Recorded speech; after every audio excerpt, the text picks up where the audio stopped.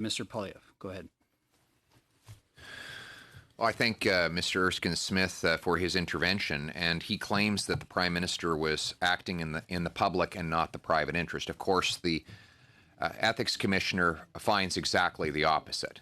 He finds that the Prime Minister was acting in the private interest of SNC-Lavalin, and improperly so, thus the guilty finding under Section 9 of the Conflict of Interest and Ethics Act. Yet, Mr. Erskine-Smith goes on repeating what he admits he has no proof to state, which is that this was about jobs. I reiterate that the top 4 players in the Prime Minister's team who tried to get a special deal for SNC-Lavalin admit they have no evidence that jobs would be lost. The Prime Minister admitted it during a press conference. His top bureaucrat admitted it before committee. His top advisor, Gerald Butts, admitted it before committee. And his finance minister admitted it right to the Ethics Commissioner's face. Again, I will read it, the quote, paragraph 126. When asked if Mr. Morneau or his office had undertaken a study or analysis of the economic impacts of the Director of Public Prosecution's decision, Mr. Morneau testified that none had been conducted. And we know why, because they would not have got the answer they were looking for. SNC-Lavalin's work is rooted in construction.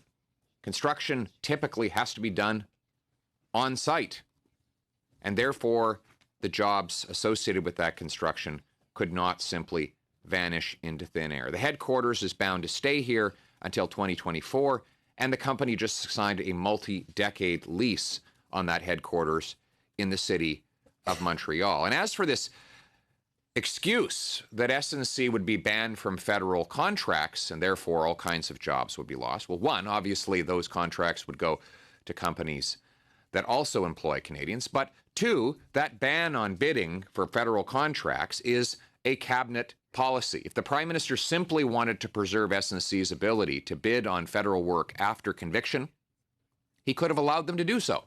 He could simply have changed that policy to give the company an exemption and allow it to continue to bid on federal work. So Mr. McKinnon and Mr. Erskine-Smith both admit that they have no evidence whatsoever to substantiate the jobs claim. And the jobs claim is Mr. Erskine-Smith's purported public interest. But if there is no evidence to support that public interest actually existed, then there must have been a private interest at work. So what motivated it? Well, let me quote a recent story from the Globe and Mail on this subject. Mario Dion, the federal ethics watchdog, laid bare the all-too-cozy underside of corporate Canada in finding the Prime Minister and his team violated the Conflict of Interest Act by relentlessly pushing former Attorney General Jody Wilson-Raybould to drop a criminal case against SNC-Lavalin. By naming names and detailing exactly what played out behind closed doors last fall, Mr. Dion showed how top executives at one of the country's largest banks came into to feature prominently in this political drama. Mr. Dion's report details the role that the Bank of Montreal board chairman Robert Pritchard and BMO vice chairman Kevin Lynch played in lobbying the Trudeau Liberals on behalf of SNC-Lavalin, including multiple pitches the pair made to former president of the Treasury Board, Scott Bryson, last October and November. Here's where things get far too cute. Mr. Bryson stepped down as cabinet minister early this year to become vice chair of the investment banking arm of, you guessed it, Bank of Montreal. According to Mr. Dion, Mr. Pritchard and Lynch first reached out to Mr. Bryson in mid-October on an unrelated matter, then used the conversation to persuade the politician to give SNC-Lavalin a remediation agreement. Mr. Bryson later told the Ethics Commissioner that, quote, the company's concerns appeared sensible, and he contacted Ms. Wilson-Raybould the same day to bring the company's concerns to her attention. And Ms. Wilson-Raybould said something to the effect of, the lady's not for turning, explaining she could not interfere in the prosecution of SNC-Lavalin. And so, here we have just one instance.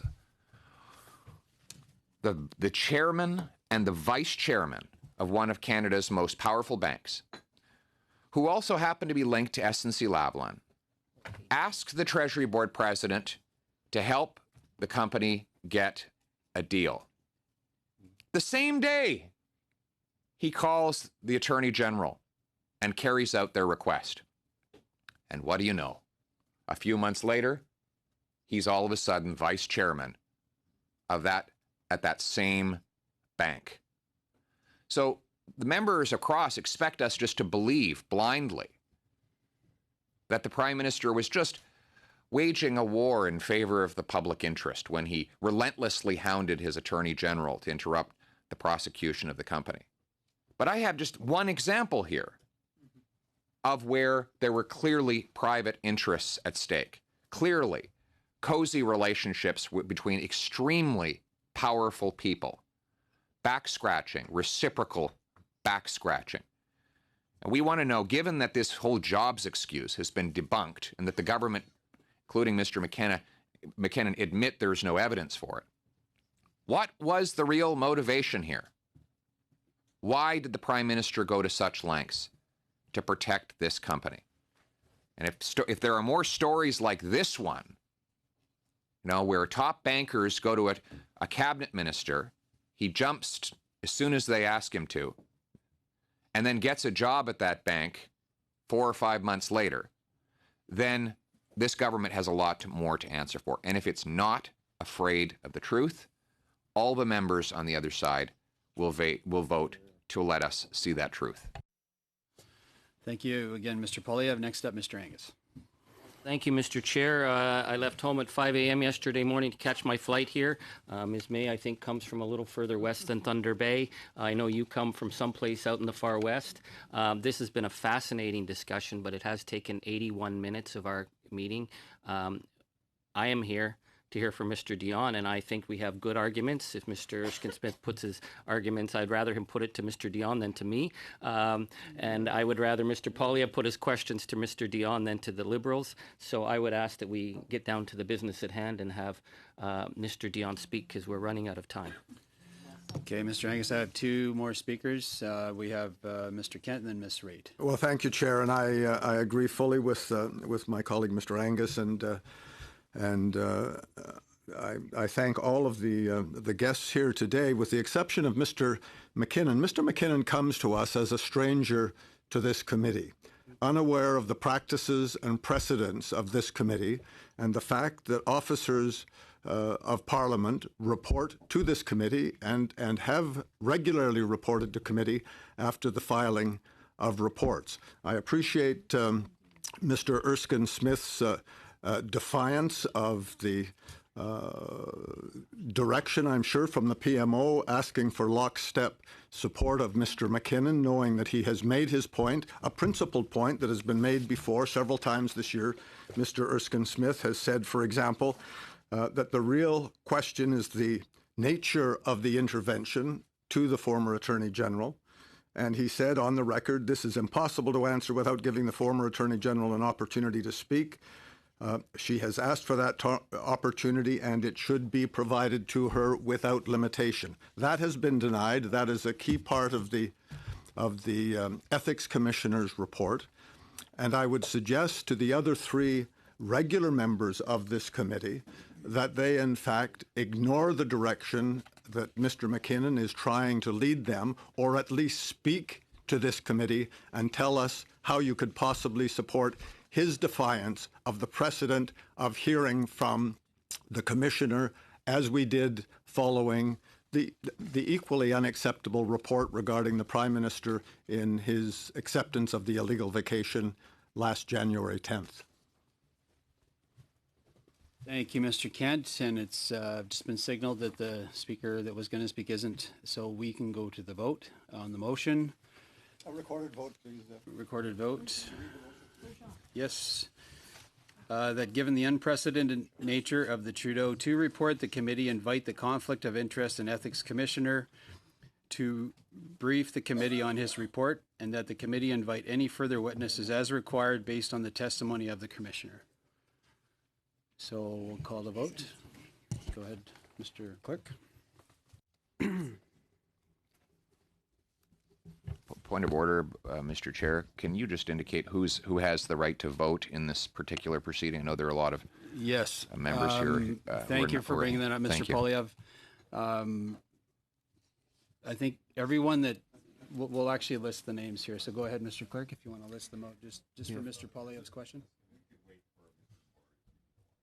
Just for clarity's sake, Ms. Raitt, Mr. Kent, Mr. Angus, and we have Mr. Bayless, Mrs. McCrimmon, Ms. Vandeveld, Madame Fortier, Mr. McKinnon, and Mr. Erskine-Smith. And myself, if there's a tie. So if is that clear, Mr. Polyev? Okay, so we're good to go ahead and proceed with the vote. Go ahead, Mr. Clerk. Mr. Kent, Yes. Ms. Raitt, Yes. Mr. Angus. Yes. Mr. Erskine-Smith.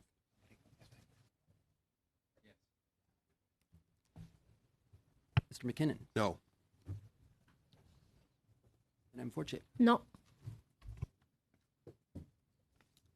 Ms. Vandeveld. No. Ms. McCrimmon. No. Mr. Bayless. No. So it's defeated. So Mr. Kent's motion is defeated. That said, we have a motion for Mr. Angus still to discuss. Go ahead, Mr. Angus. Thank you. Well, I just wanted to get it on the record so we could stop beating around the bush, because we know with the appearance of our friend who's the former head of the Liberal Party showing up for the first time in 4 years at our committee, that this was going to be a whip vote and they were going to let our friend Erskine-Smith off the hook because they're from Beaches and hey, he's a nice guy. So they did the math. And so, you know, he had to explain why he was more than willing to shadow box with the ethics commissioner. So I'm glad at least we have it clear now. So I'd like to bring my motion forward because there's a number of witnesses I think need to be heard. Do you want me to read out the motion? Go ahead, Mr. Angus. Please. Thank God for telephones, eh? I can read it, or you Back can in read the it. old I'm days, sure you man, when can- you used to try and read your motion on a phone, it just... That the committee invite the Conflict of Interest and Ethics Commissioner Mario Dion to present his findings to the Trudeau 2 report. I think that has already been cancelled out. But that the committee invite Prime Minister Justin Trudeau, Minister of Finance Bill Morneau, the senior advisor to the Prime Minister and former Chief of Staff to the Minister of Finance, Ben Chin, on account of their intimate connection to the matters at the heart of the report. And that the committee invite the Clerk of the Privy Council to appear to explain his decision not to share critical cabinet confidences with the Commissioner, who felt that his investigation was hampered by the refusal. So why is this important? Because we saw throughout the this whole scandal that the Liberals shut down the Justice Committee, did not hear from other witnesses. They shut down the Ethics Committee, and the Prime Minister stood in the House day after day and stated that they were going to work and trust the Ethics Commissioner. What we've learned from this report is very disturbing, because we actually now know that this plan to tailor-make a law. Now, Mr. Erskine-Smith's a lawyer. I didn't go to law school. But I don't know, you know, from watching all my law shows on TV, can you, like, write your own laws if you're the defendant?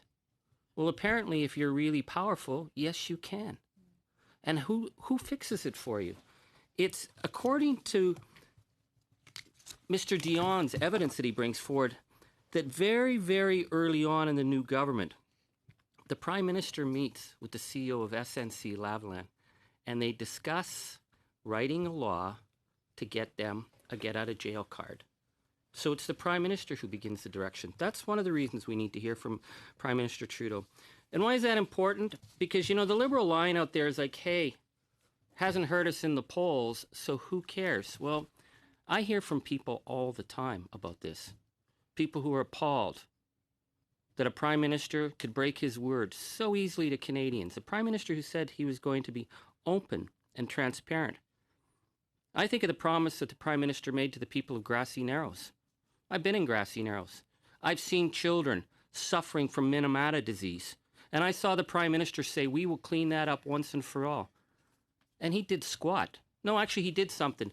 He made fun of Grassy Narrows at a gathering of his rich, elite friends. Now, if only Grassy Narrows had lobbyists that could say, hey, we want this fixed. How much would fixing the health center at Grassy Narrows cost a government this powerful? Well, it's chump change. It's peanuts. And in 4 years, he couldn't move to help children suffering from mercury contamination. But when the CEO of SNC-Lavalin says, hey, we want to get out of jail card, the Liberals over there have the gall to tell us that he only ever cared about the public interest, that he only cared about jobs, that there was 9,000 jobs at stake. And yet we look at the report, because one would think that it was the responsibility of the finance minister of this country, Bill Morneau, from the famous Morneau-Chappelle. If they were caring about jobs, they would have cared about Sears workers, but no. Sears workers are now being looked after by the family company, Morneau-Chappelle. If this was 9,000 jobs, you would have thought they would have done due diligence. And this is what shocked me. I mean, I guess Bill Morneau, I thought, okay, the guy wears, very expensive suits and that, but surely to God, he knows how to run a business. If he's really concerned about 9,000 jobs, they wouldn't pull that number out of thin air. And yet the report shows that they had done nothing to prove this. And my colleagues in the Liberals say it's actually the role of the Justice Department. It should have been Jody Wilson-Raybould who undertook an assessment of the impacts of the crime. Now, again, I didn't go to law school. So when you're the defendant, do you expect the prosecutor to have the responsibility to figure out what is it going to cost if you get charged and convicted? Like, what's the cost to the economy? Say you're a businessman and you're a corrupt businessman. Is it the responsibility of the Attorney General to do a cost analysis? Well, I guess only if you're that powerful that you can have the law written for you. So let's just go through some of these questions that were really concerning. Why do we need Bill Morneau here? Now, I know I've been sort of picking on Bill, but what really shocks me is that Bill Morneau flies to Davos, Switzerland to meet with the head of SNC-Lavalin a week after the so-called public consultation period on the SNC deferred prosecution agreement. The specific get-out-of-jail card is given. And Bill Morneau tells the ethics commissioner he doesn't remember what they talked about. He doesn't remember that he flew to Davos, Switzerland to see the head of SNC-Lavalin and doesn't remember what they talked about because that's a month before this get-out-of-jail card was slipped into an omnibus piece of legislation. And Bill Morneau doesn't remember that? Because this is what we're talking about here, is the fact that they were able to write a law, specific law, to help SNC in a specific case to get off its charges. Now, once this law was put in, we learned from this report that Ms. Wilson-Raybould was very concerned, as the Attorney General, that this law had been rushed because it was a law for one company, for one case. And she tried to distance herself from it. Why? Because she felt it would compromise her. I would love to have heard from Mr. Dion about this, but obviously we're not going to be allowed. But the fact that the Attorney General had raised concerns that a law was being implemented without proper due regard for the fact that a law must represent the interests of all Canadians. It cannot be written tailor-made for the defendant. So Mr. Morneau, again, appears to interfere in this process when Ben Chin starts calling into the Attorney General's office, and Ben Chin says the company, their perception was the process of negotiating a remediation agreement was taking too long. Oh my God, it must be really hard to be that powerful, to be able to write your own laws, and then to say, hey, how come we're not off the hook yet? So they phone in to the Attorney General's office to say, speed it up. And Jessica Prince responds to Ben Chin that you are really close to being far over the line on the improper interference in the independence of the judiciary. And that report is made available to Bill Morneau. And Bill Morneau tells the Ethics Commissioner he doesn't remember seeing it. I mean, poor Bill. How could you have such a dodgy memory if you have to have so many facts and numbers and jobs? You can't remember that you've been told by your chief of staff that you're improperly interfering in an independent prosecution investigation. And you know, when you speak to the Ethics Commissioner, you are on oath. So is Bill Morneau truthful that he doesn't remember the key meeting in Davos, Switzerland, doesn't remember what they talked about, that he doesn't remember receiving that email from his chief of staff that he was improperly advising? I can't believe that Bill Morneau didn't know that this concern had been raised. I would like to ask Bill Morneau why he told the Ethics Commissioner he never read it. Because it either says it says one of two things. Either Mr. Morneau is incompetent or Mr. Morneau is not telling the truth to the Ethics Commissioner. And each of those are very troubling.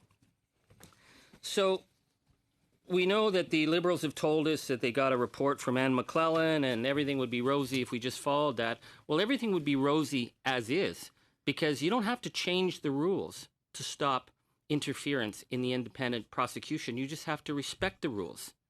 That's what Liberals don't understand. Justin Trudeau doesn't believe the law of the land applies to him. We don't need a new report to say anything about the independence of the prosecutorial system in our country. It is established. It is based on a principle, and that principle is that you don't cross that line. Yet I'm amazed at how many people were involved in this. This is where Ben Chin needs to talk. What in God's name was Ben Chin calling into the Attorney General's office, demanding that they start to move quicker on getting their pals at SNC-Lavalin off the hook? Who gave him that authority? Because they were discussing this agreement with industry, the Treasury Board, procurement, and not once with the Attorney General's office. So when Ms. Wilson-Raybould read the report and said she was very surprised at the extent of the interference, there was a whole pattern of everybody. It was all hands on deck in the Liberal Party. They all knew, they were all involved, and they were all breaking the law of Canada, because Justin Trudeau told them to break the law, because Justin Trudeau said, hey, I'm the MP for Papineau, and there's going to be an election soon. And Bouchard said, yeah, laws are great, but we got to get reelected.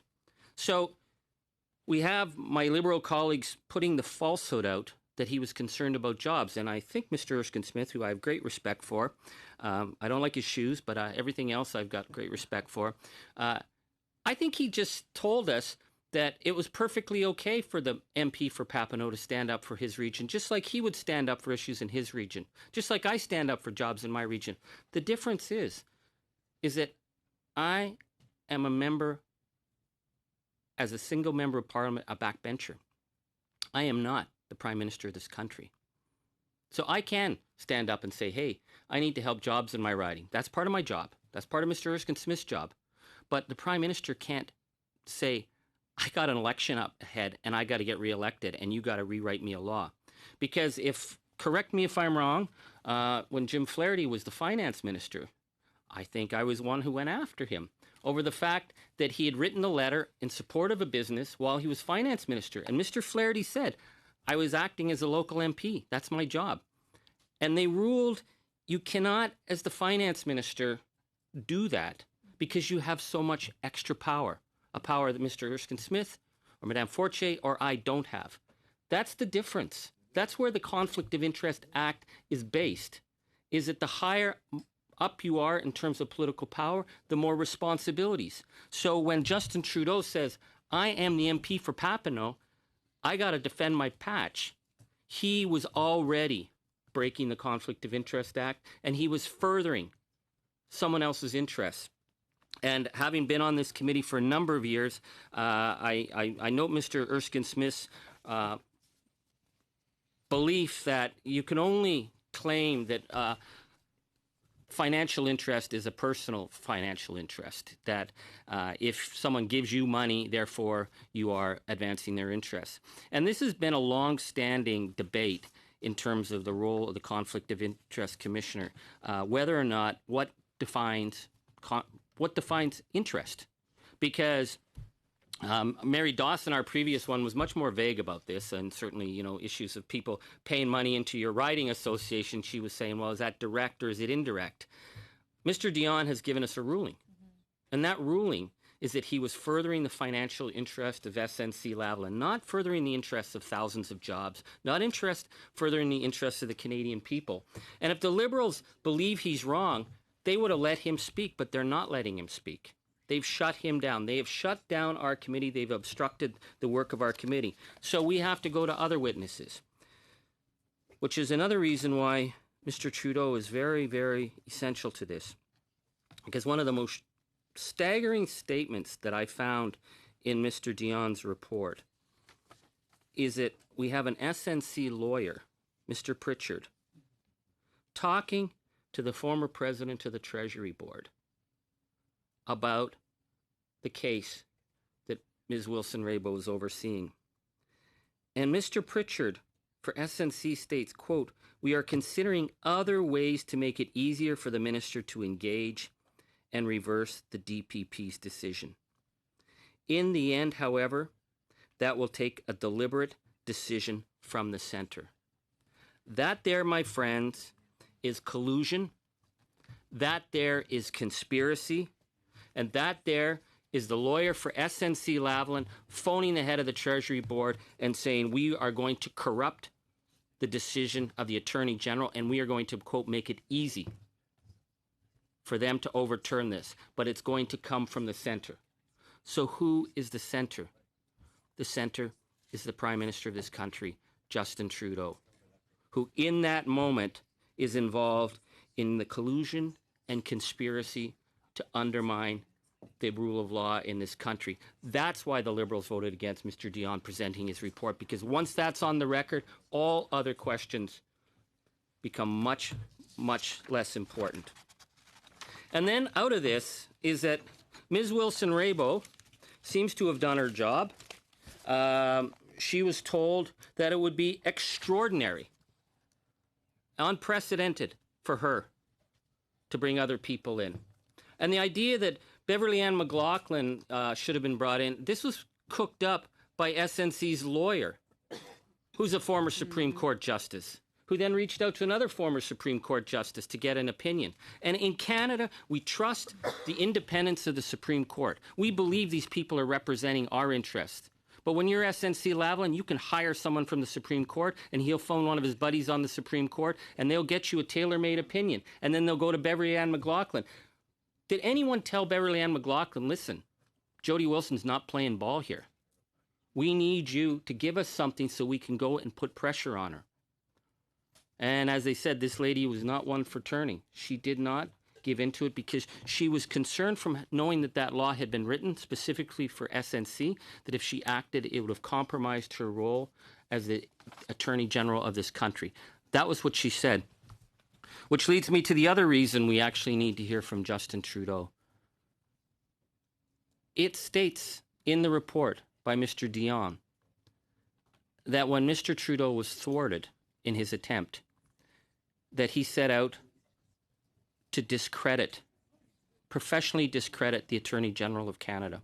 And we know from seeing when this came public, there was one story leaked after another from the Liberal war machine that painted Ms. Wilson-Raybould was troublesome, that what they say that, oh, she was taking her orders from her father, what a diminution of the role of a woman attorney general, that there was one attack after another until they actually lined up a whole bunch of the Liberal caucus to go out to the cameras and trash Jody Wilson's reputation, to blame her, that she was the troublemaker. She didn't play well with others. She wasn't good enough to, she wouldn't go along. And, you know, the Prime Minister said, you know, that it's really important to have, to be open and to be feminist, but you got to play ball. And she didn't play ball. And it says here that Prime Minister Justin Trudeau attempted to discredit her. I think that that's staggering. That if you're standing up for the rule of law in this country and they will orchestrate a campaign to trash your reputation, that needs accountability. I would have preferred to ask Mr. Dion directly because Mr. Dion is not making these statements out of thin air. He's making it on the evidence he found. And we don't have access to hear Mr. Dion speak because the Liberals are obstructing this, just as they've obstructed everything, which is what's gotten him into trouble. But we could ask Mr. Trudeau. So finally, Mr. Chair, I want to just end on the issue of obstruction, which we've seen today, which has been the pattern, which everybody in the media said was going to happen because you can see the pattern of obstruction. But what's very shocking is that 9 witnesses were blocked from giving testimony. 9 witnesses were denied an access to speak to the Ethics Commissioner.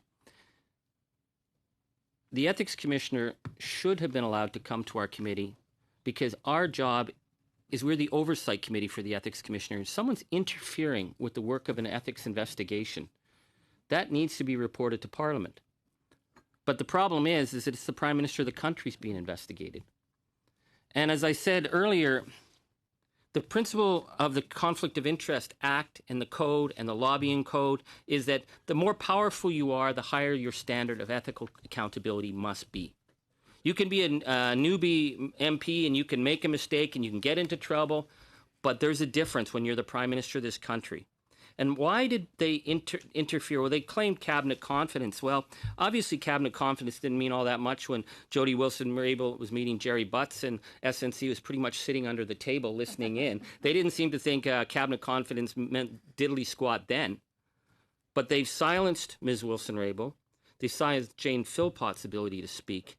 They've attempted to use cabinet confidence to interfere with the work of the Ethics Commissioner.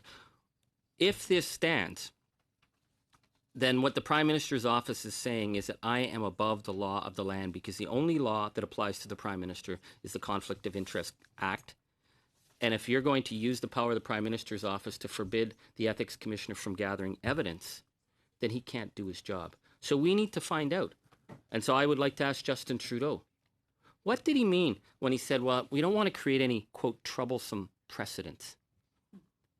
Well, yeah, I bet. When you're under investigation, it's troublesome. You know? It's the same as like when you're the defendant. The defendant, and my colleague, Mr. Erskine-Smith, can correct me if I'm wrong because I did not go to law school. Generally, my understanding is the defendant doesn't get to write the law, right? The defendant doesn't get to call in to the prosecutor's office and say, hey, speed it up, get me off the hook, I'm important. That's not how it works. So SNC, as the defendant, should not be allowed to write their own laws. And the Prime Minister, as the person under investigation, does not have the right and should not have the right of obstructing the investigation because he finds it troublesome. So since they're so concerned about Mr. Dion being able to testify of what he found, I would say if we're not allowed to hear from the commissioner who reports to our committee and we're being obstructed on this, then the reasonable thing would be to have Mr. Chin come because he got promoted, didn't he? For all his interference in the independence of the prosecution, he got promoted. Jerry Butts is back on the campaign bus. So obviously they're all laughing and slapping each other on the back because breaking laws is what Liberals are doing and they're getting away with it. The Prime Minister needs to come because he's the one who said, yeah, thanks for the report of finding me guilty, but whatever. I'm carrying on. And Bill Morneau, the man with the amazing disappearing memory. Now, just finally on that, I do remember that Bill Morneau forgot that he owned a villa in the south of France. So I guess it's possible. I mean, who among us have not forgotten that we own a villa in the south of France? Frank, I know a couple of times you just dropped it and you never even mentioned it. And then it was like, oh, yeah, geez, I can't remember where I put my keys. So maybe he flew to Davos to meet with the head of SNC-Lavalin just prior to this omnibus legislation. And maybe he forgot. But maybe he didn't. And that's why Mr. Morneau needs to come and testify before our committee. Thank you, Mr. Angus. As always, next up, Mr. Erskine-Smith. So this is not a comment, Charlie, on that I think Peter Kent is more reasonable than you all of the time. But in this instance, while his motion... Point of clarification, he just attacked me. Can you tell him to stop? Mr. Kent's motion was I think, a reasonable one. I think this particular motion is an overreach. It's inconsistent with the past practice of this committee, and it is effectively, I'm repeating myself from previous occasions, but we are not an investigatory body, and it is treating us as one. So I will be voting against the motion. I was happy to support Mr. Kent's to invite Mr. Dion, but inviting an endless stream of witnesses, I mean, it is not something I can support. Thank you, Mr. Smith. Next up, Ms. May. Thank you, Mr. Chair. And I just wanted to make a couple of quick points. And I'm not a voting member at this table, of course, but in response to some of the points put forward by my colleagues, first of all, and it's a really hard issue for all of us here around the table, but I have to say that I found, sort of following on to your point, Mr. Erskine Smith, that I think it's unhelpful to describe this case as the Prime Minister telling people that he wants them to break the law. I maintain, for what it's worth, that I don't think to this day, which is also maybe equally troubling or more troubling, that the Prime Minister understands that what he did was wrong. And I think he's maintained that view because the people around him were overwhelmed by the fact that former Supreme Court judges were telling them what to do and undermining their Attorney General, who happened to be a younger woman and Indigenous, and this part of the story bothers me. I also want to remind my friend, Mr. Erskine Smith, what should the former Attorney General have done, reminding you of her testimony to the Justice Committee. She said to those lobbying her on behalf of SNC-Lavalin, let them know that if they have additional evidence that goes to the decision maker, and the decision maker in this case is Kathleen Rizal, Director of Public Prosecutions. And our former Attorney General said on the evidence that she had said to those lobbying for SNC-Lavalin, if they have a representation on a threat to jobs and they send it to me, I will ensure that it is put before the Director of Public Prosecutions so she can take it into consideration. Such a letter was never sent. It's also disturbing to me that so many of the people, and I would like to have these people before the Ethics Committee, many of them in former Attorney General Jody Wilson's-Raybould's testimony, were given access by our former Attorney General to the Section 13 report, which is highly confidential, of the former Director of Public Prosecutions, and they declined to read it and seem to have lost it, including number of political staff in PMO, the Deputy Minister to the Department of Justice herself, the former Clerk of Privy Council. And to Mr. Erskine Smith's point that a corporation can have good people and bad people, all true. But this corporation is charged in its corporate state. It is charged as a corporate person. There are no individual officers charged. The corporation must face full trial, which is why I go to just one last point, Mr. Chair.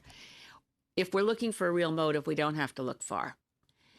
Some of the most celebrated corporate giants of this country, businessmen with good reputations, people like Gwyn Morgan, former chair of Encana and major fossil fuel lobbyist against climate action, was chair of the board throughout all the time when the alleged bribery took place, and chair of the governance committee.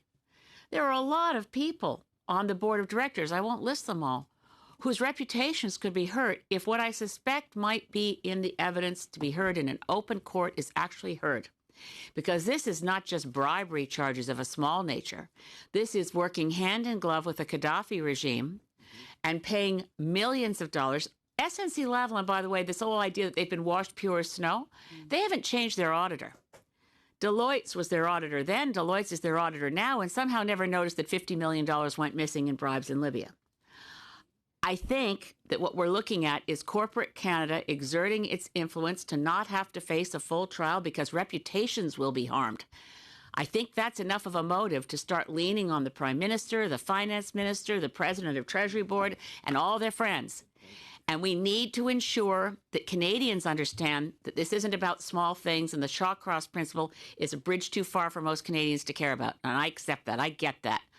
But it's really important that Canadians know that no future government, no future Prime Minister should ever allow pressure to be brought to bear to stop a full and open trial of the alleged criminal activities of this corporation. And under the principles of deferred prosecution agreements, as understood in international law, economic disadvantage to the corporation is not a relevant factor. We need to understand that we should protect workers always, but we must not protect criminality because the people whose reputations could be hurt are powerful. You bet they're powerful. They've blocked climate action for quite a while. I'm afraid that this corporation needs to face a trial on the evidence that Kathleen Roussel, as Director of Public Prosecutions, decided under a Section 13 report disqualifies them from a deferred prosecution agreement by law. That's what our former Attorney General looked at. That's why she exercised her due diligence to ensure the decision by the public prosecutor, Director of Public Prosecutions, and I agree with Mr. Nathaniel Erskine-Smith once again. This was a very good move that the former Conservative government brought in Director of Public Prosecutions and insulated that office from political interference. That's all quite right and good.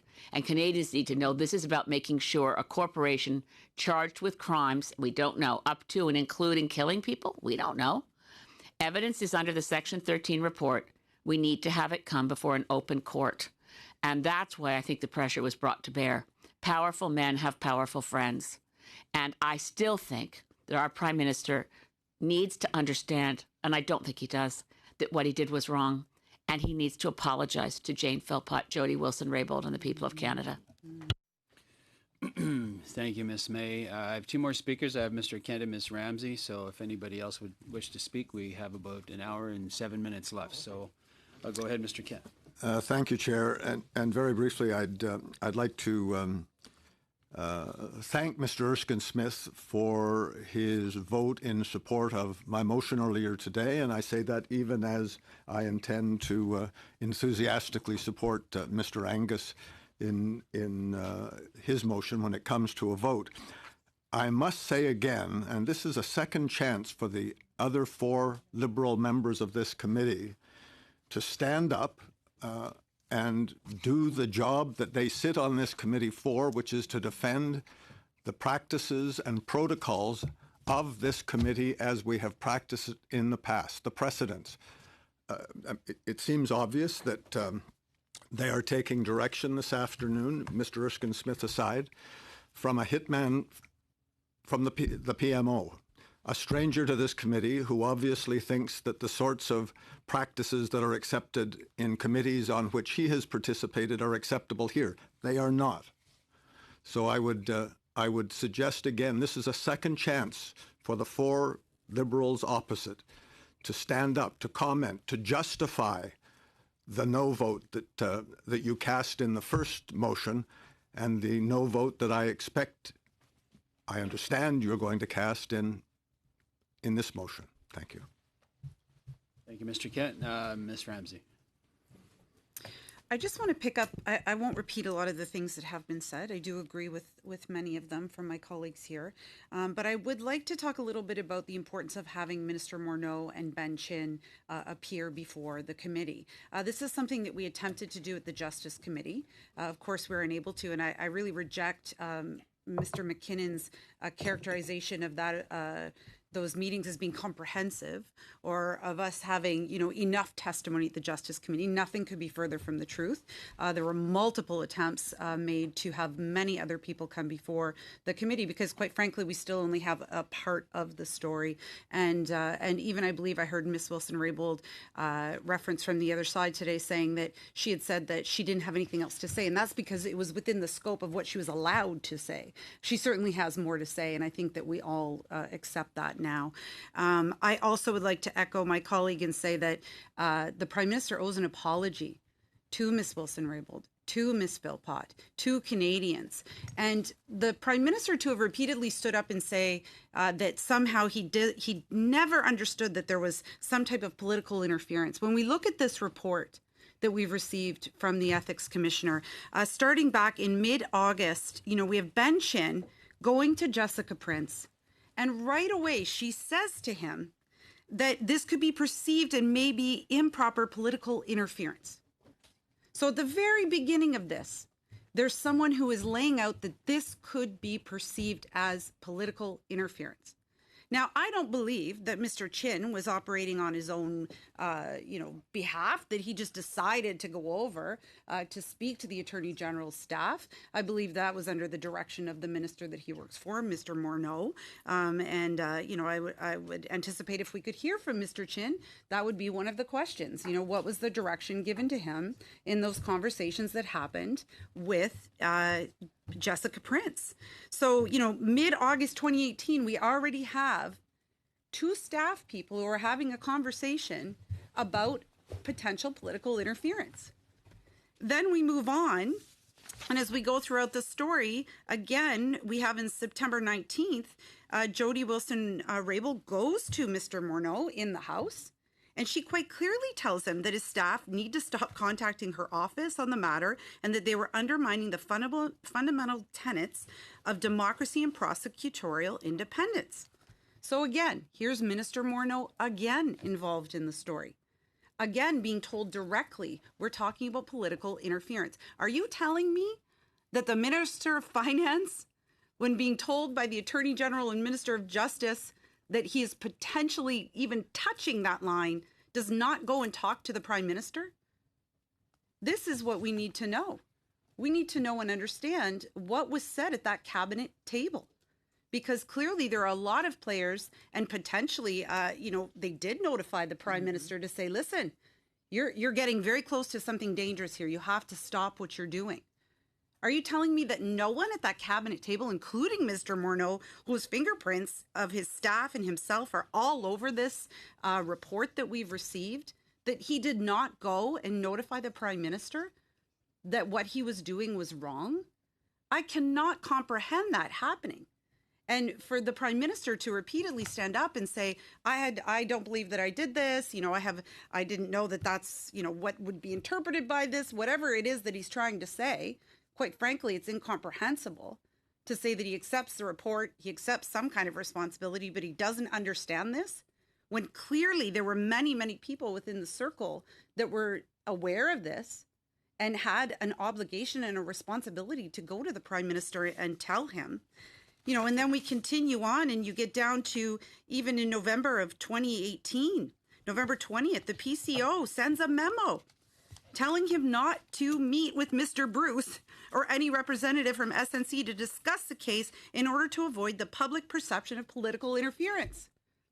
Again, he's notified. This time by the PCO. It appears as though there were people trying to inform him. I hope they were. That's their obligation, and they should be doing that. And he's ignoring that.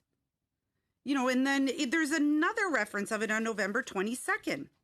So again, PMO staffers involved, Bouchard and Marquez. Are you telling me that they were all just out there operating independently and not reporting back to the Prime Minister, not reporting back to the Minister, and that the Minister of Finance isn't reporting back to the Prime Minister of Canada? These are some serious systemic problems. And I don't believe that, I know we don't have the answer, because now, we're not going to be able to have the Ethics Commissioner come before us. But I would implore that we listen and we hear from all of these players, and we need to hear from Minister Morneau. So I'll leave my comments at that, but I think there's such a strong argument, and I don't understand how the Minister of Finance in our country is pretending as though he doesn't remember, is, directing his staff to do things that they're apparently not telling him about or having conversations with him about. There are many questions, and I think it's one of the questions really that we have to the Ethics Commissioner would be, whether you think that Mr. Morneau acted improperly. And Canadians have a right to know, and this committee should pursue that effort. So I'll leave my comments at that. Thank you, Mr. Ramsey. Next up, we have Mr. Angus. Thank you. I want to address a few things. First, to remind my colleague, Mr. Erskine-Smith, that actually we are an investigative body here. We have subpoenaed evidence. We've issued summonses. We've seized documents. We have been more than willing at this committee to use the force that we have. But the fundamental job that we have is to have the officers of Parliament report to us. And so today, the Liberals voted not to allow the Ethics Commissioner to present his report. One of the other officers of Parliament that reports to us is the Lobbying Commissioner. We've had very little relationship with Madame Bélanger, the new Commissioner, but the previous Commissioner, Karen Shepherd, was an extraordinary force for accountability, and I'm hoping Ms. Bélanger will do the same thing. I have written to her because I'm very concerned, because you have... And this is something we've raised numerous times as the New Democratic Party about the problem with the difference between the conflict of interest obligations in the Lobbying Act.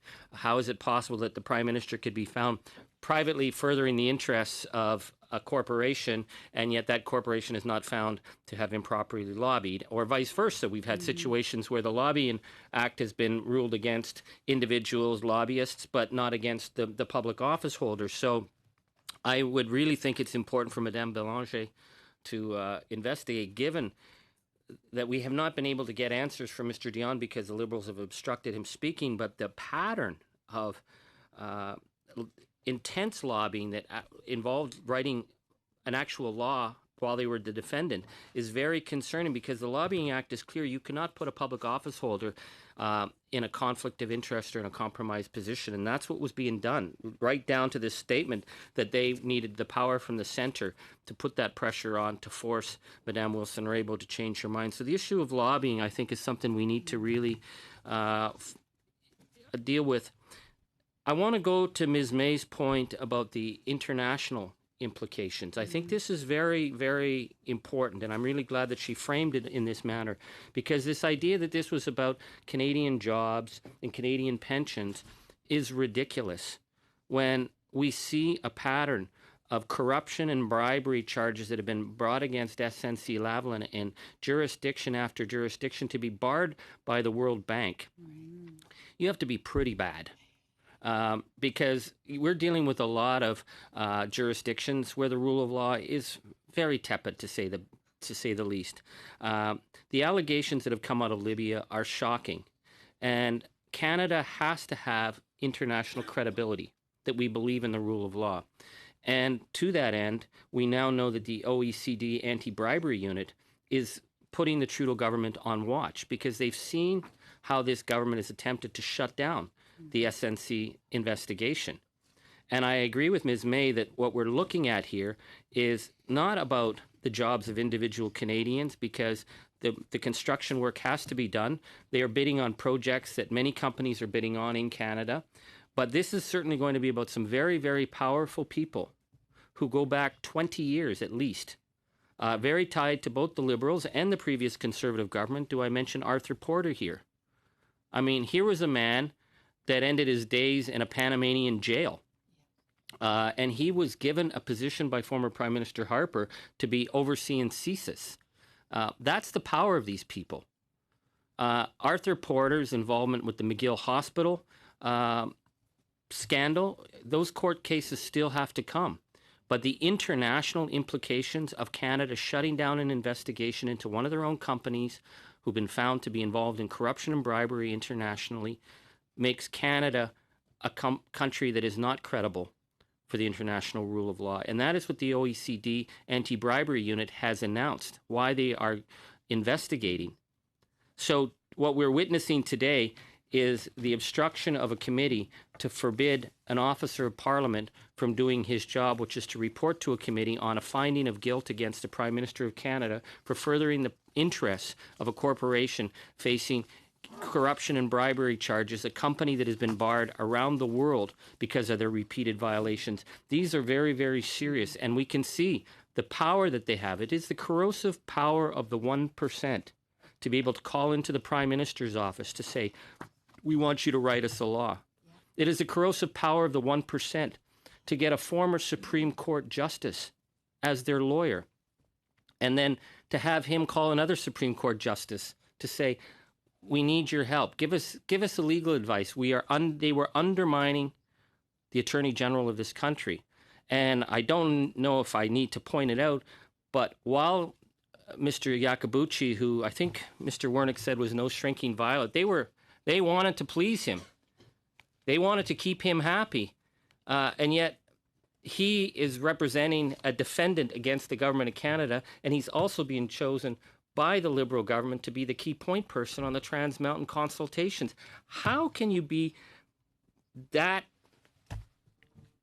incestuous with the powerful and the rich that you could have someone fighting Canada in court, calling into the Prime Minister's office, saying, hey, I want you to change the law so I don't have to go to court. Oh, but by the way, I will be your voice in negotiations with one of the most important factors, which is the First Nation consultations on a pipeline expansion. So clearly, if this goes to court, a lot of very powerful people, a lot of very politically powerful people are implicated. And that's what the Prime Minister was concerned about. Because if the Prime Minister was concerned about people's jobs, he would have done something for the Sears workers. They did nothing. You know, he would have done something for the auto workers in Oshawa. They did nothing. But when it came to the rich and powerful who are connected to SNC, who have been found in many jurisdictions to be involved in some reprehensible behavior, building torture prisons for Gaddafi and making money out of that, that's not acceptable. So there are international implications. This is why I want to have the Prime Minister come and explain why he was so apprised from the get-go of passing this law, because it is not just something that's going to get shut down in the short term because the Liberals got to get to election. This is going to be a stench that hangs over Canada's international reputation if SNC is allowed to have that much power to interfere in the independence of the prosecution system of this country. We have to be the rule of law. We have to be able to show it, because we are a country that is involved around the world, and we cannot be seen in any manner to be favoring our own corporations over the rule of law and their obligation to meet the highest standard of ethics and legality around the world, whether it's in Montreal at the McGill Hospital, or whether it was in Bangladesh, or whether it was in Libya.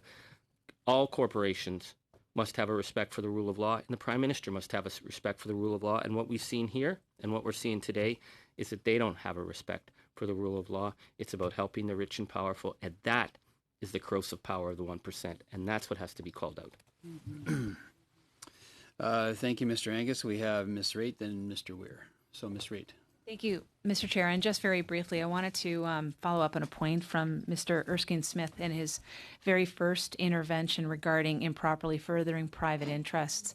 And I do so because we're not going to hear from the Ethics Commissioner in order to defend his own report. So I thought I'd step into his shoes for a quick 2 minutes. The Ethics Commissioner on page 45, for those who care, does go into a deep understanding and a deep dive on what is improperly furthering private interests. But what may be of interest to the committee is that the former Ethics Commissioner, Mary Dawson, in fact, wrote a paper and gave a number of speeches with respect to whether or not there had been improperly furthering of private interest. And I would just like to read this into the record, because this is the important part. It is agreed by the Ethics Commissioner, and I think by a number of people around the table, that indeed the conduct of the Prime Minister was improper in the way in which he tried to further the interest. I do believe it's also agreed in plain that the private interest of SNC-Lavalin is very evident as well. They stood to receive a huge gain should they be successful in getting the criminal charges to be diverted in another direction. That's why they put so much effort into it.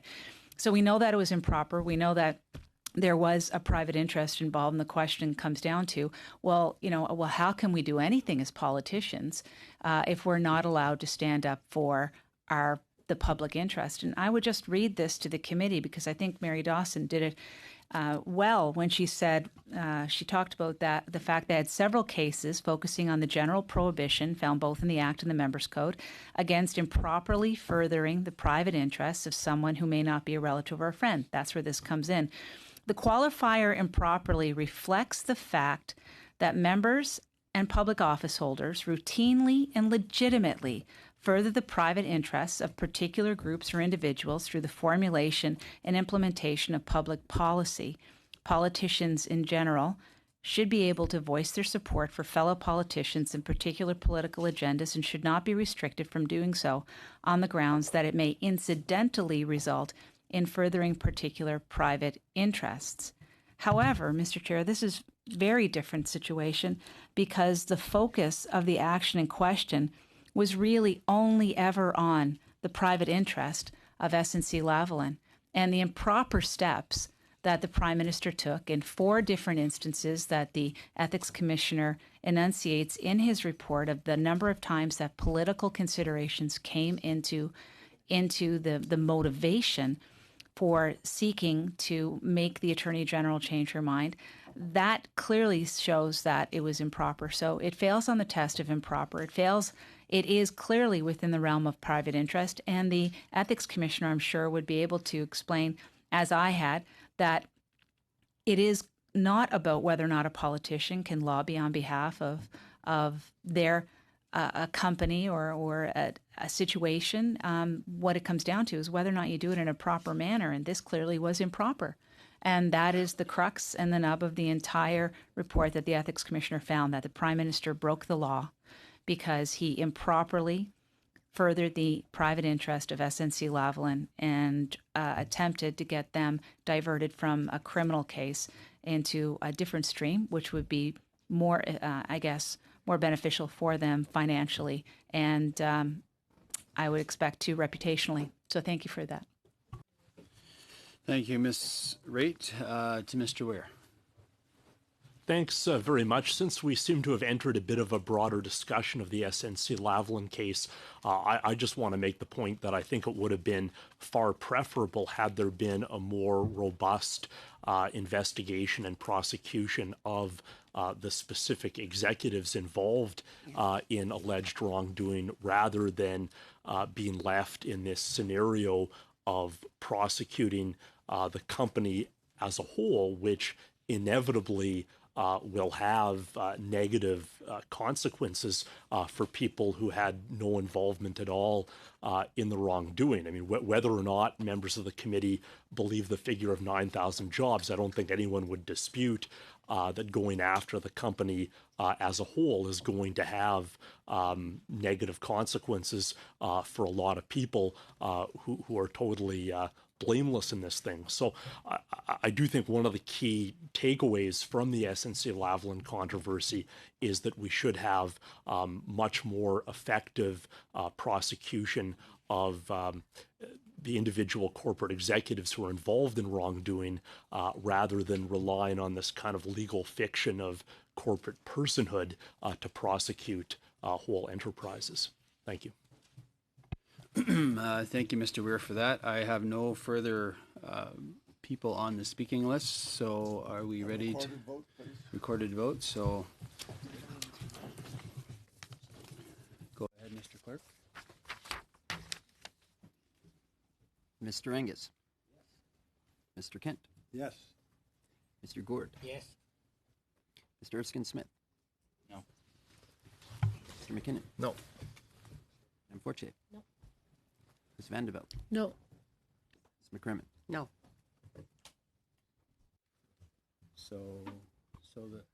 So the motion is defeated. Ms. Raitt, you have a comment? I have a quick motion, Mr. Chair, if I may, and I assume it'll be disposed of very quickly, but I thought I'd give it a shot nonetheless.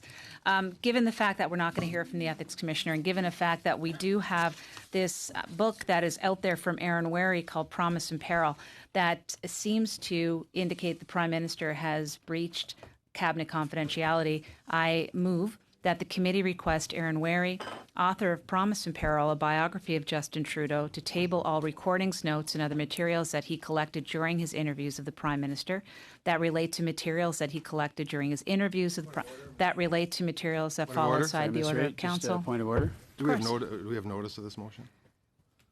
Don't need it. Don't need it. Mr.